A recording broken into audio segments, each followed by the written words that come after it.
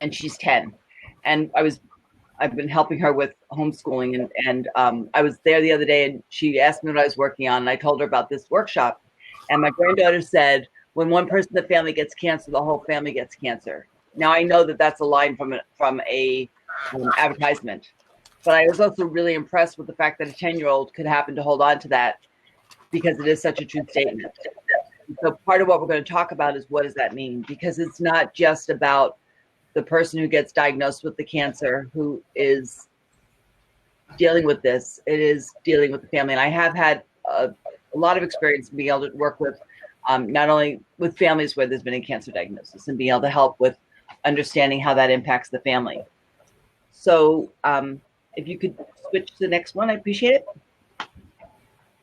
Okay, so so the family is greatly impacted by the illness. It impacts the person, the individual person. It impacts the relationship, and it impacts the way that the family functions as a unit. And so what I wanted to do for a minute is just talk about that. So as a person who loves somebody who is who had a cancer diagnosis, I am, if I'm a family member, or a friend. So we can define family as being something larger than just people who are joined by blood or marriage. I had this life, and then all of a sudden this happened, and my life changed dramatically. And so it's kind of like if I had a pie chart, and I was to take a look at, so before, my life had this much time for work, and this much time for social, and this much time for family, and this much time for activities. All of a sudden that all shifts, and whether I'm actively involved in desiring that or not, all of a sudden my life becomes very focused on helping somebody else with their healthcare issues. And I sometimes may feel like some of my own personal needs are put to the back. And that is something that's important to take a look at. The other thing that's important to take a look at is, what's the relationship that people have with each other prior to the diagnosis? Because if I'm in a conflictual relationship with my husband and he gets diagnosed with having cancer, now all of a sudden there is a whole bunch of things that are going on. Because see, we were having conflict before, and now I'm in a position where I have to really put aside a lot of things in order to be of care.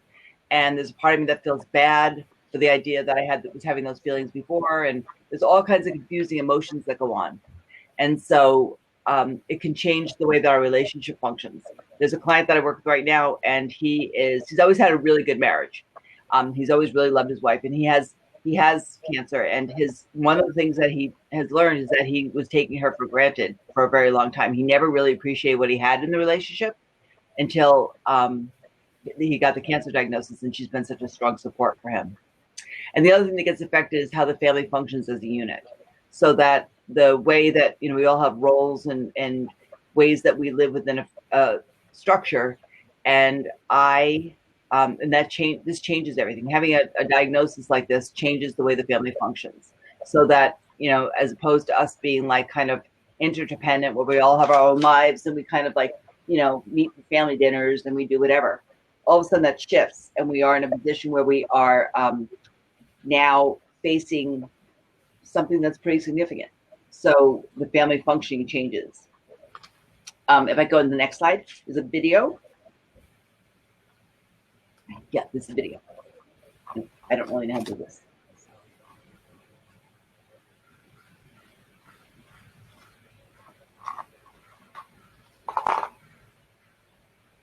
And this video.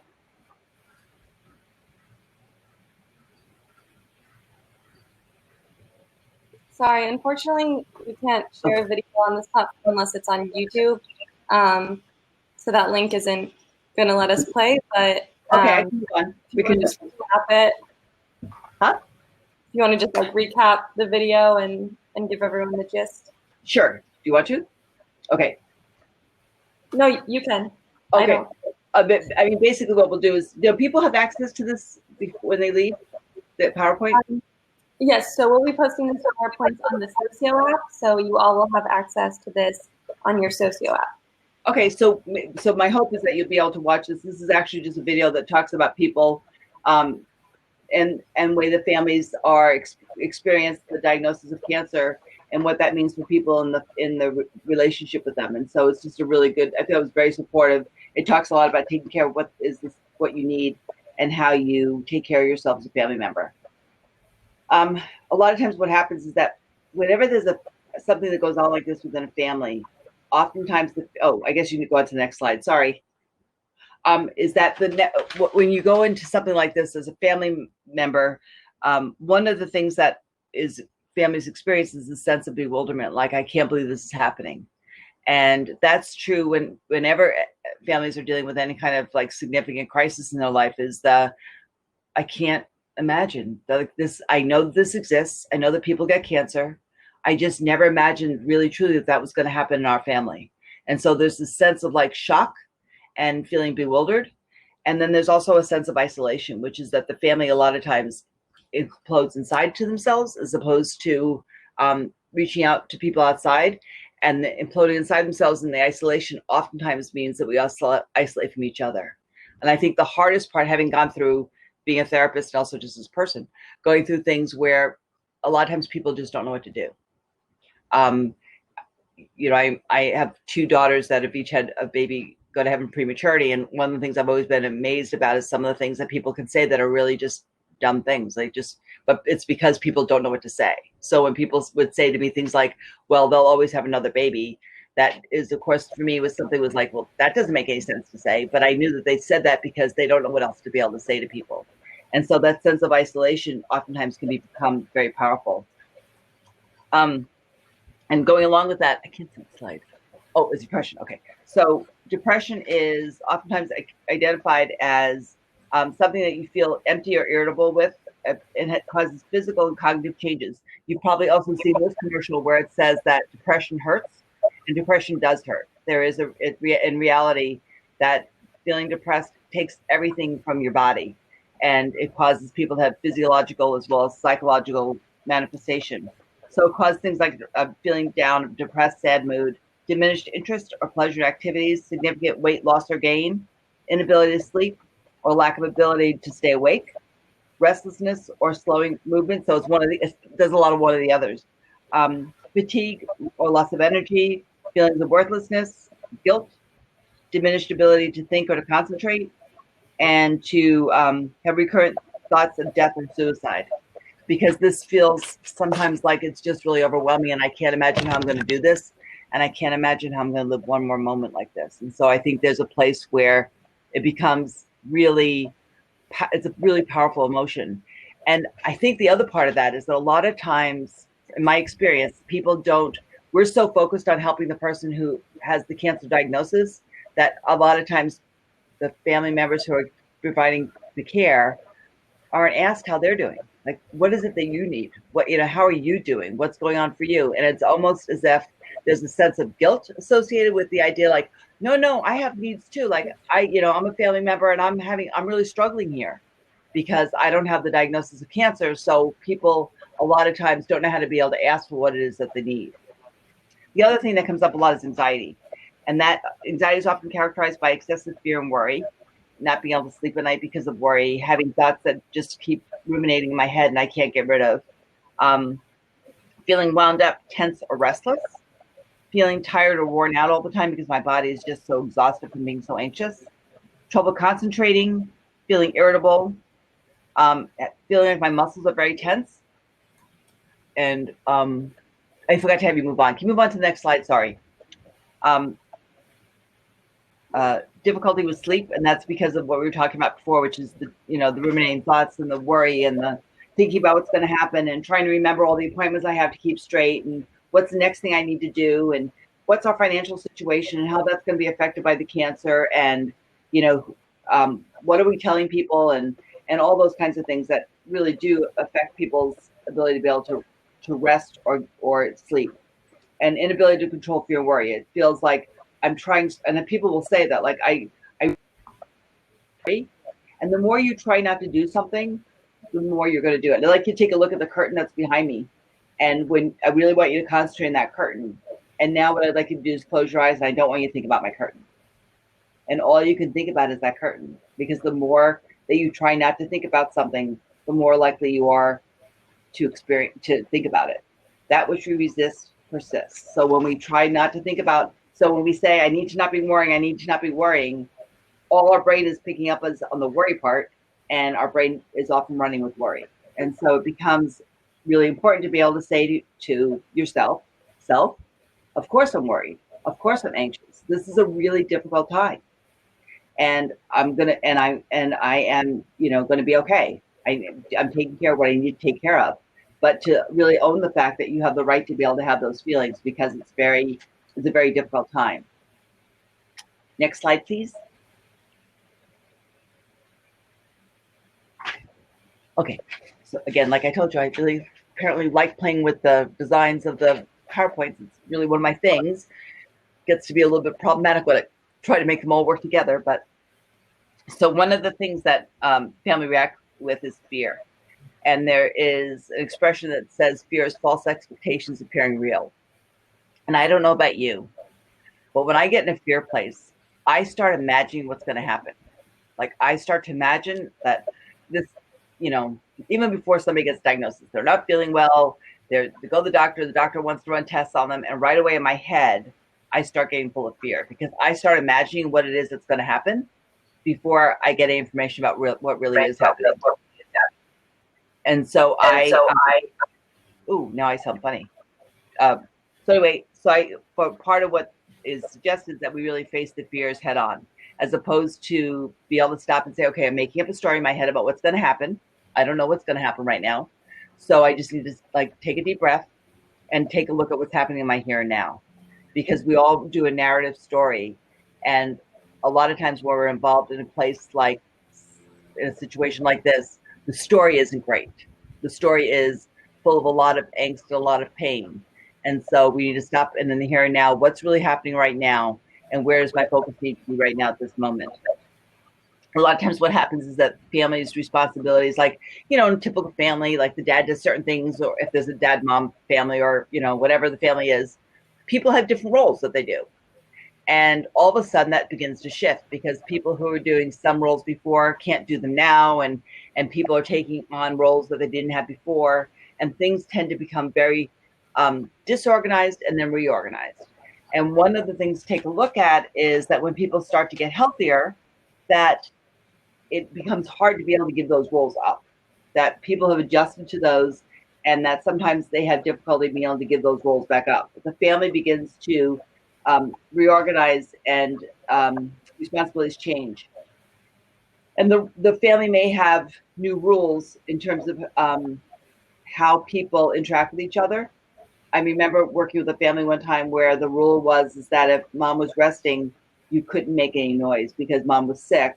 And and somehow the kids picked up the idea, and this is not what was said, but they picked up the idea that if they weren't quiet, that their mom would get sicker. And that's not really what was said, but they were children.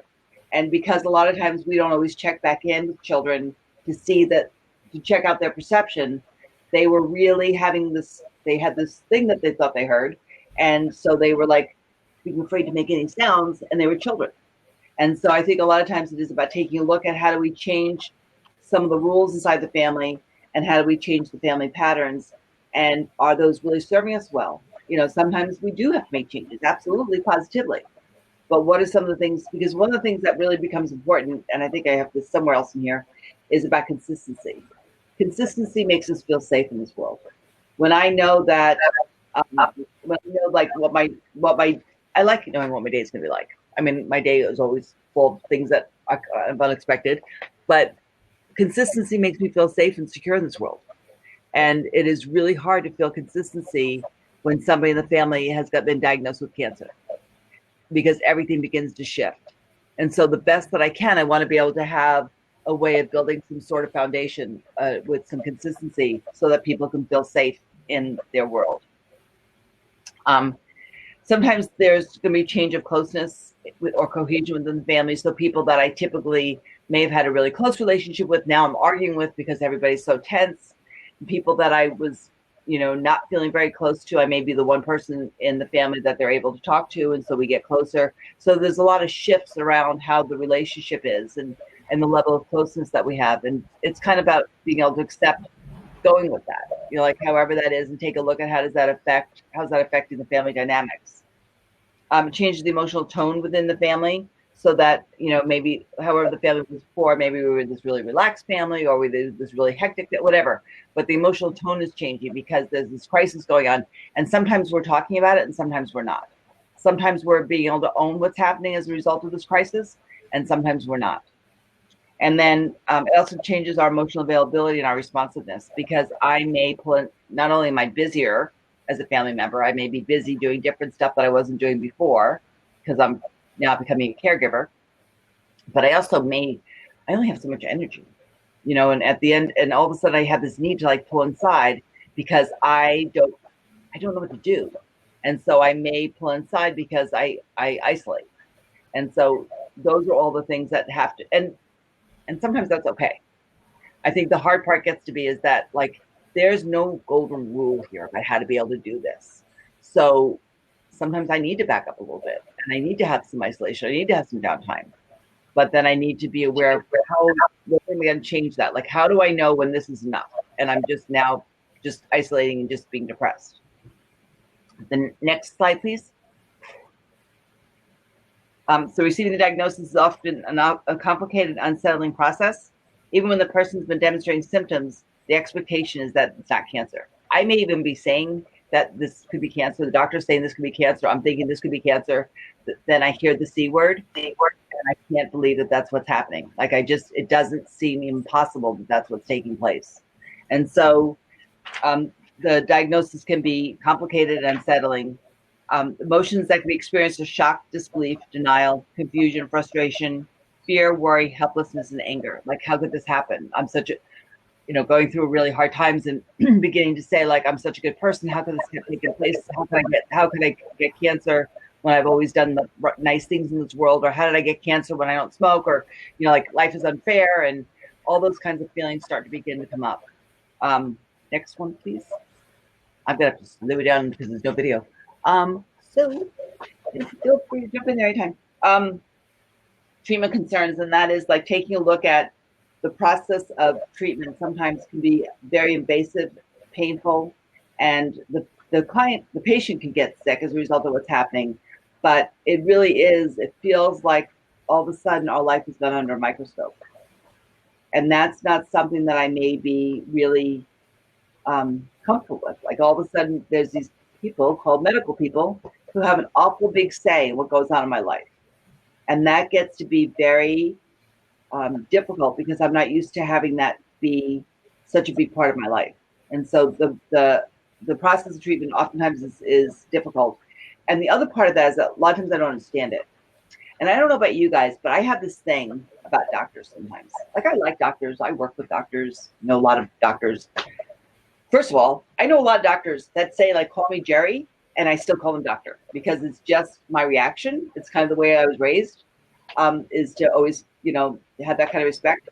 But along with that comes this. So I don't understand what the doctor told me, and I let the doctor leave the room because I'm too afraid to question what they said. I remember years ago, my mom was no longer alive, but when she was alive, and she had a surgical procedure, and the doctor walked in, and I don't know what, she kind of like babbled something at my mother and walked back out of the room. And my mother said, "What did she say?" And I lost it. Not really my final moment. I just want to let you know. I went down the hallway and I screamed at the doctor, screamed at the doctor that she needed to come back and she needed to talk to my mom because my mom didn't understand. My mom was very coherent. She just didn't understand what the doctor said. And I made the doctor come back in and re-explain. And she was not happy with me. The doctor was not happy with me. But I didn't care because my mom deserved to be able to have an explanation that she can understand. And I think a lot of times doctors get very busy, and doctors are very good people. And they're there because they want to, help take away pain, and they want to be able to help people who are ill. And they're really busy. And so if you don't tell them that you don't understand what's going on, they don't know that because they don't know how to read your mind. And they may be busy going on to the next client or the next patient that they're thinking about. And so you need to stop them and say, wait a second, I need you to explain that better. Or I need to understand how this is going to affect what's going to happen next. Like, what's the process here? We're having this treatment today. What does that mean in terms of what's going to be like tomorrow? Can you give me more information about that so I can plan? And that thing that we have about being afraid to ask doctors questions is not very helpful. And we want to be a team. But if we're a team with medical staff, then we're really a team with medical staff. It's not like they're running the team and we're just like, following along. We're a team, so we need to join with them. And that's the most important thing I think that we can do, is begin to join with the medical professionals that are working with us as a family. And what I found is a lot of medical professionals are more willing to do that than I thought. I get afraid to ask, or I want them just to read my mind. And then all of a sudden I find out that when I ask them, they say, okay, I'll do that with you. Like, oh. So the side effects and complications that may occur from any kind of treatment that somebody's having, and that may change the way the family functions, so that we have to allow for the fact that after treatment, whatever the kind of cancer is, that the person is not going to be able to function the next day, or they are going to be able to function. This is what they're going to need, or however that's going to be, but it changes the way the family functions. And treatment can become the center of the family's existence, so that when I'm on whatever kind of cancer it is, whatever kind of medical intervention I'm having, may change the way that we do our days. Like, a 3-day, if somebody I have a client right now who gets chemo and he gets it for 3 or 4 days a week, and then he skips a week, and it's just, his family's, as hard as they can, they try to build in some consistency, but there is no real consistency because they don't know how it's going to affect them. And so there's always like learning how to be more adaptable. And I think that that's a really key word, is learning how to be able to be adaptable, not only for what's happening with the client, but also for yourself. And there's a lot here about the idea about being able to take care of yourself. Don't be afraid to ask questions, look for answers, and as much as possible, stay off the internet. The internet can be very helpful and give you some really good information. And the internet can also give us a bunch of information that we don't really understand and scare us, could scare the bejeebies out of us. So just be very careful. A lot of my clients will say, I know I'm not supposed to go to the internet, but this is, and before they know it, they've got all these things again in their head. And so it's about really trying to be able to get all the factual information you can, learn as much as you possibly can, but make sure that you know where you're getting your information from. And make sure you're checking out that the information that you're perceiving is accurate. Because I can read something and Jennifer can read something. We're reading the same thing, but I see one thing in what I read and Jennifer sees something totally different. Which one of us is right and which of us is wrong? Well, it's just our perception. It's our perceptual filter that affects what we see. And so please feel free to make sure that you're checking out the information and that you're really understanding what it is. Anybody who gets irritated with you because you're asking questions, that's their issue, not yours. You have the right to be able to ask questions. You have the right to be able to get all the information that you need to be able to get. So what makes talking so hard? And that becomes an important thing. A lot of times I think that people don't want to talk about something because they're afraid if they talk about it, it makes it real. So if I talk about what's happening in this family, I should tell you that. Okay, yeah, thank you for switching. I forgot there was a little PowerPoint going on there. I may not want to talk about it because talking about it makes it real. And I don't really want it to be real. Or I don't want to talk about it because if I talk about it, there's going to be feelings about it. See, I don't want to talk to my dad about my mom's diagnosis because if I talk to my dad, he might cry. And I don't know what to do if my dad cries. I've never seen my dad cry before. So I don't talk about it because I don't want to make dad cry. But dad's dying to talk about it. And he doesn't want to talk to me about it because he's afraid if he talks to me about mom's diagnosis, that I'm going to cry. And he doesn't want to make me cry. And so here we are kind of walking around each other, not really being able to share what's happening because we're so afraid of causing somebody else to have feelings. And how could we not have feelings? This is a very, important, serious time in our lives. I have notes here. And so it's also just about being able to take a look at what kinds of things can we do in order to be able to help each other fed things like frustration. We have anger, we've got frustration. Who do we talk to? I need to be able to find people that I can talk to, and maybe not even people within the family. There are these people called therapists, and we're pretty nice. And a lot of times we can be very helpful because you can talk to us and you don't have to worry about how we're going to feel about it. It's not our place ever to have a judgment about it. So you can come to me and you can tell me how angry you are about the fact that your life has just been turned upside down by somebody's cancer diagnosis, and that all the stuff that you would, that you now you have to cut back at your work and you have to give up exercising and all this stuff that's going on for you, and you're really mad about it. And how dare I be mad about somebody having cancer? How do I talk to somebody in my family about that? I can't. So I find people through support groups. I find people through going to therapists that I really feel comfortable being able to share what those feelings are, because those feelings are very important. I may not want to say anything because I'm trying to like take a step back, and I'm trying to be positive, and I don't always feel positive. The joke was always when I was in school that I was a Pollyanna, like I could see the bright side of anything, and that's nice. It's nice. It's also like not very healthy sometimes, because sometimes there isn't a bright side. Sometimes what I really need to do, there's always going to be a bright side eventually, but sometimes what I really need to do is just allow myself to be real and just talk about what it is that's happening for me. The other thing that can happen a lot of times is the blame game. Like, whose fault is this? I'm doing more than you're doing. There's a lot of that stuff that can go on, and the blame game doesn't get us anywhere. And I'm afraid that if I talk about what's really happening, that we're going to get in. I'm afraid we're going to get into like that blame game, and that doesn't work. So how do we learn to be able to talk, find a safe place to work through things, consider a support group or a therapist, and then number 15, next slide. Next slide. Okay, so I can't even see this one. Okay, I can't really see this, and it didn't come out in my paper. So, but basically the idea is about like taking care of ourselves and finding ways that we can, I'm going to kind of mix this with the next one, but how do we take care of ourselves? So that there's certain things that we have to be able to do, and that includes things like learning that we have to take care of ourselves and making ourselves very important. Continue to do things like exercise, because that may be something that can help reduce our stress and makes us feel better about who we are. Take good care of ourselves in terms of eating healthy, and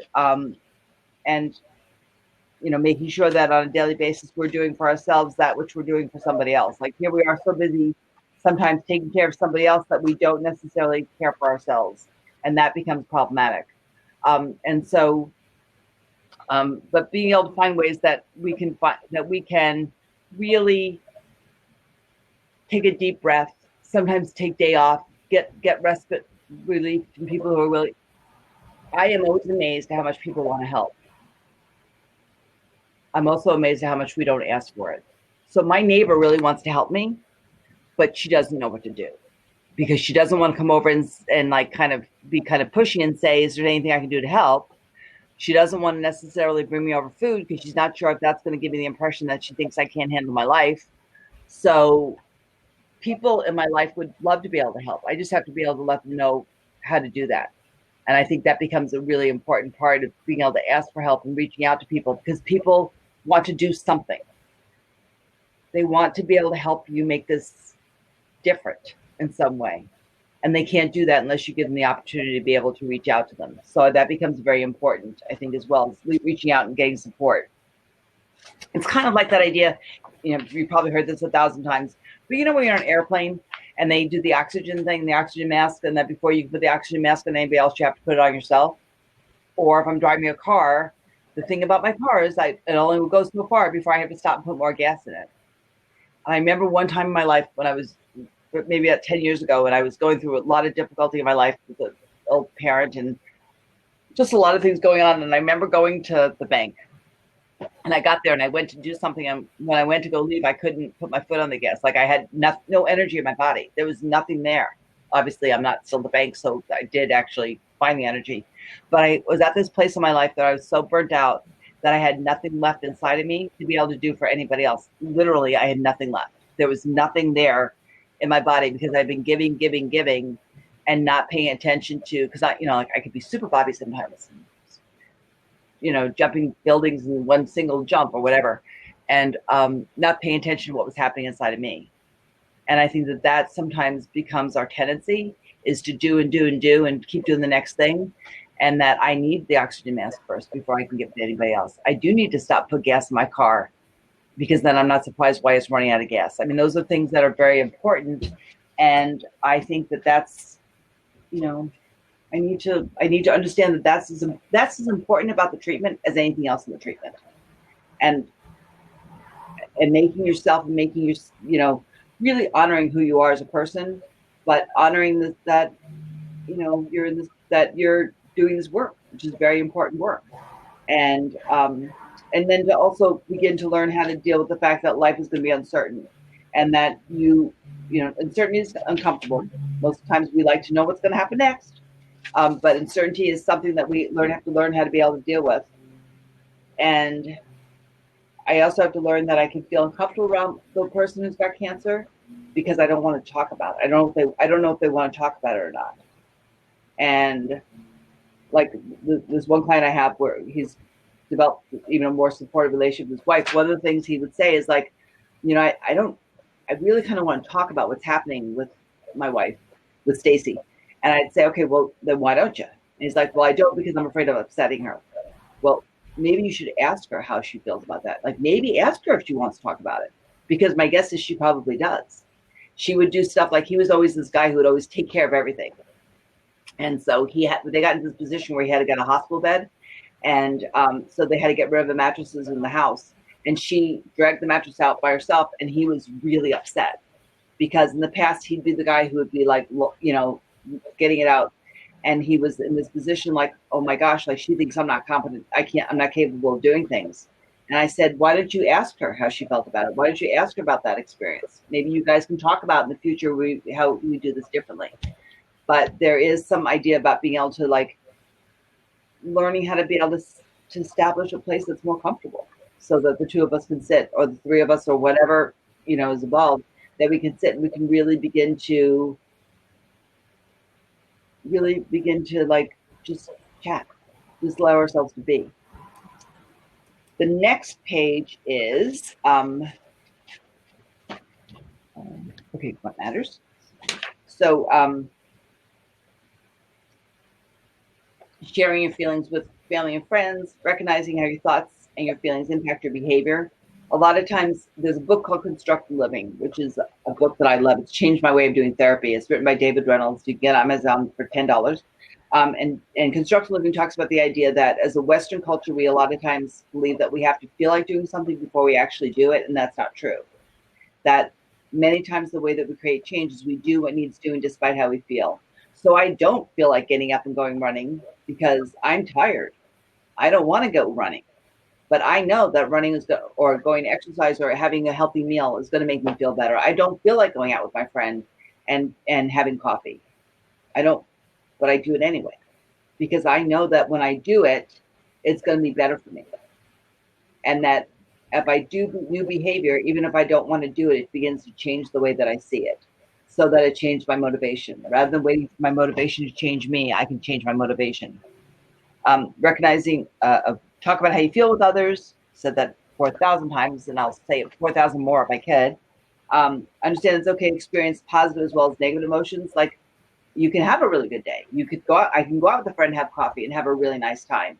And when I come home, I don't have to feel guilty for the fact that I had a good time while I was out with my friend. And you're sick. Like those two things can be true at the same time. The person in my life can be sick and I can be very worried about them. And I also have the right to be able to go out and have an enjoyable time having coffee with a friend. And then accept the feelings of others. And I think that sometimes is also really hard, is that feelings aren't fact and that people are entitled to have the feelings that they have. And I sometimes have had the experience of trying to be able to change somebody's feeling because it felt too uncomfortable for me. And so I want to be able to change that so that I allow people to have their feelings. And I let people talk about their feelings without trying to necessarily always challenge it. And so I had skipped around a little bit. And so the second to last slide is it's number 17 anyway, but it talks about, has some great resources on there that I kind of skipped around. Sorry, I apologize. But there's a great resource, and I got that through the cancer.org, and it's a really great workbook. It's a booklet on for family members and caregivers about how to be able to deal with cancer and how to be able to deal with being a caregiver. And it explains what a caregiver is. It explains the family reactions and friend reactions to the cancer. It's a pretty extraordinary pamphlet. I was really impressed by it. So now Jennifer, what do you want to talk about? Or are there questions or whatever? Yeah, I saw a couple questions in the Q&A. Taylor, do we want to address maybe those questions? Yes. So we might have lost Taylor. So can you guys hear me? Yeah, absolutely. Do we want to address some of the questions in the Q&A, perhaps? Yeah, absolutely. So let's take this screen off. And thank you so much for that talk. And now we're going to get into questions. So someone wants to know if the disease runs in the family, do you find a new diagnosis is generally easier or harder on the family? Jennifer, do you want to take that one? Sure, absolutely. I think it really does depend on the family dynamic.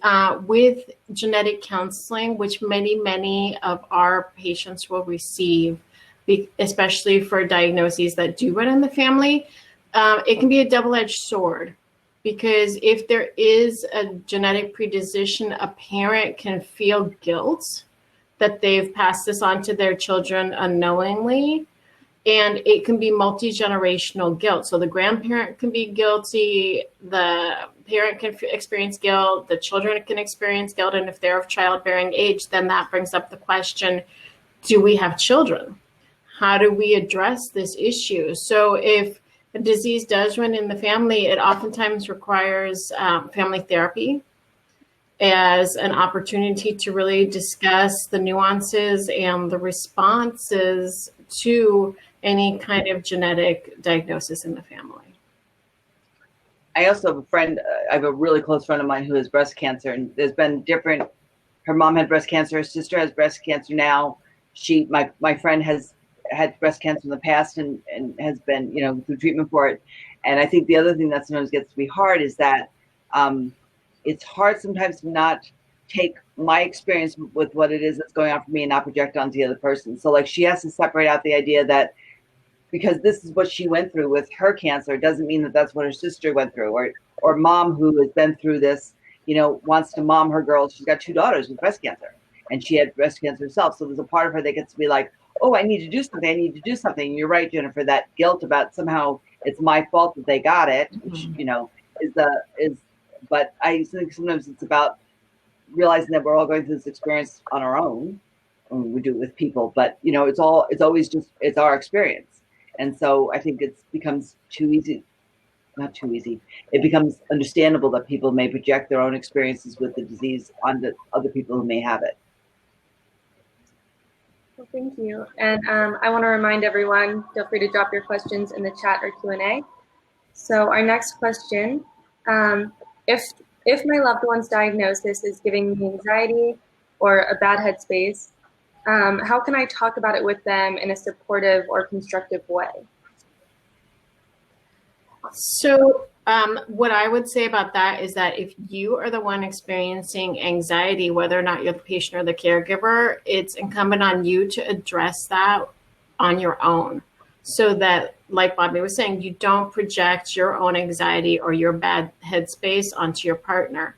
At the point where you understand how to work with your anxiety or bad headspace, it's important for you to find a way to communicate that information to your partner, your loved one with a diagnosis, so that there's no blame, that you do not shame the person or create a situation where they feel guilt for causing you a bad mood. So I think it's really important to develop coping strategies to practice self-care, whether that's doing something physically active, engaging in psychotherapy, finding meditation, but really taking the time to understand what the triggers are for you, so that if you do go into a bad mood or bad headspace, you can tell your partner, hey, you know what, I'm just in a bad headspace. Let me work on this. Give me 20, 30 minutes. I'm going to go for a walk, run, leave the house, do something. And I'll come back in a little while and speak with you. And this is something that I have to work out on my own. So taking ownership and responsibility for your mood and anxiety and your own fears. Yeah, I agree. I think that's an important part. And it is, I think, as Jennifer was saying, I think sometimes it's about, first of all, we don't need to process everything that happens. I think a lot of times we think that if something's bothering us, we have to talk it out. And while I'm a therapist and I believe in talking things through, I also believe there's other things like doing yoga and doing meditation and doing things like that that can actually really be self-soothing and help me take care of what's going on.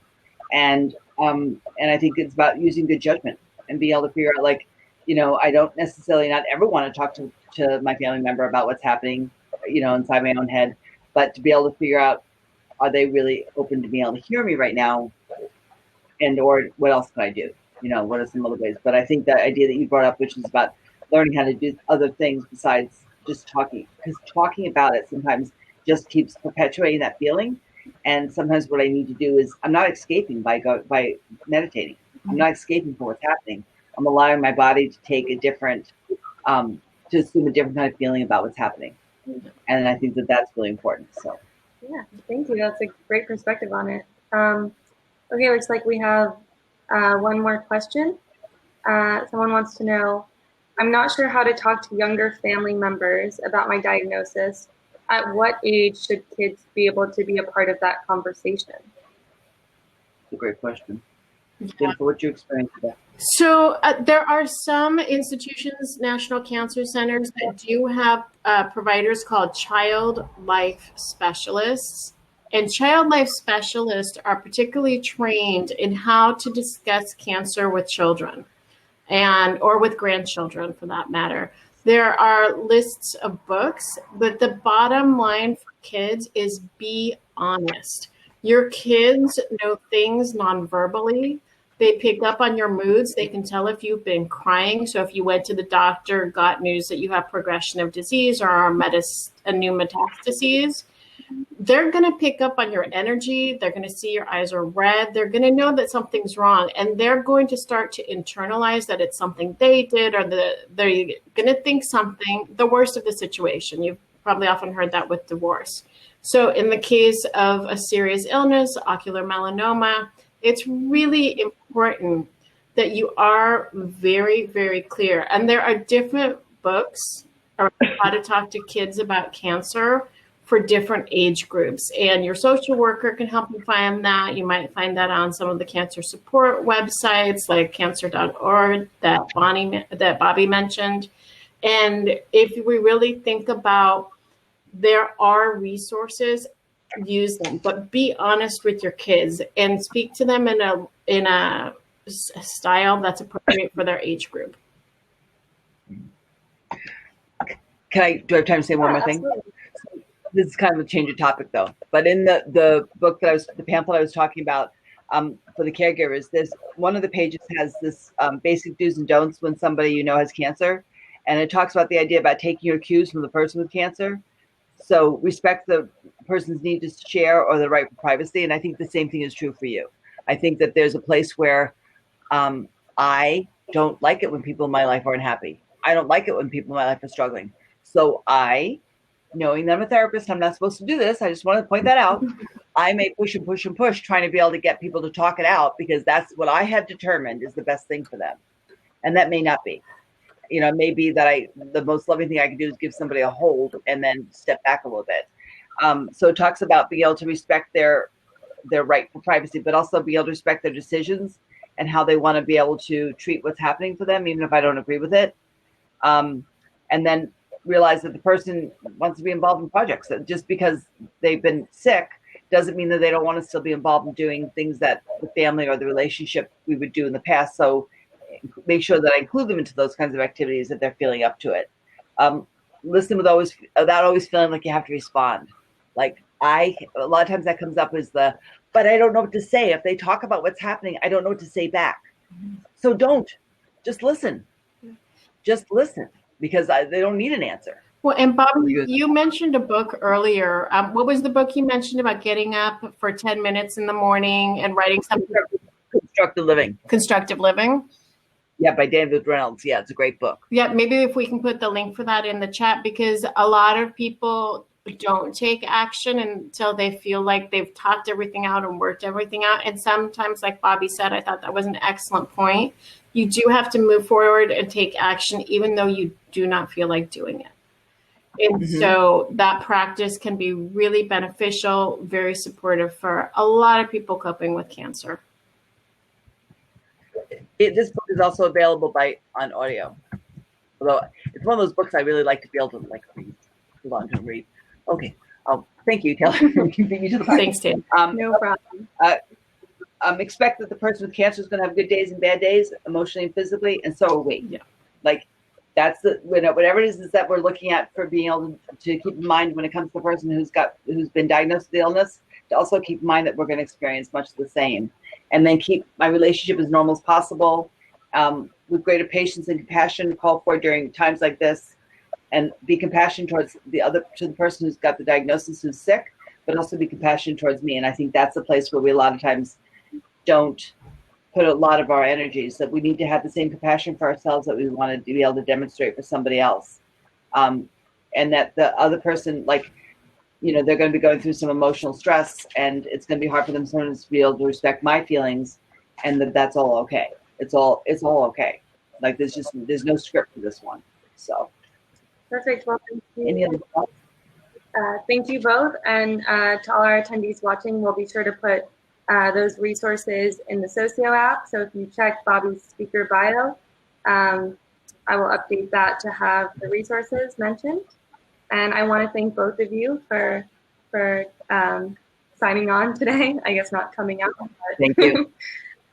Yeah, that's right. Great info, Bobbie. Thank you so much. Thanks, Jennifer. It's really nice working with you. Thank you. Thank you. Thanks, Taylor. Thanks, everybody. Taylor, You're good. Bye. Bye. Take care. Bye-bye.